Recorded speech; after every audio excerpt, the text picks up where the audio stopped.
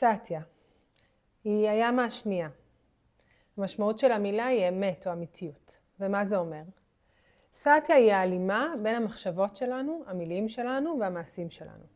היא היכולת להיות כנות עם עצמנו ועם אחרים. לא רק במה שאנחנו אומרות, אלא גם במה שאנחנו מרגישות, במה שאנחנו בוחרות ואיך שאנחנו חיות.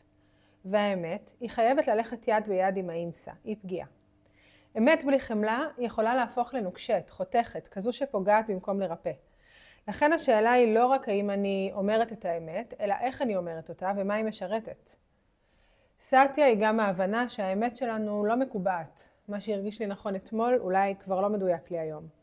וכשאני באמת מקשיבה פנימה, אני מאפשרת לעצמי להשתנות. בתרגול שלנו על המזרן, האמת נחשפת בדיוק ברגעים שבהם אנחנו רוצות להוכיח משהו. כשאנחנו נשארות בתנוחה למרות שהגוף מאותת שזה יותר מדי. כשאנחנו מנסות להיראות כמו מישהו אחר, במקום להיות נוכחות במה שאנחנו מרגישות בפנים.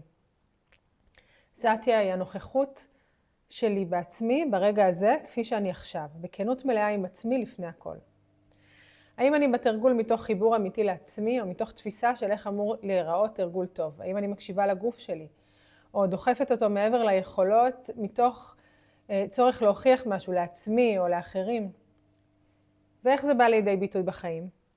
שאלי את עצמך, האם אני חיה בדרך שתואמת את האמת שלי? או שאני פועלת מתוך פחד, מתוך הרגלים ישנים או ציפיות של אחרים?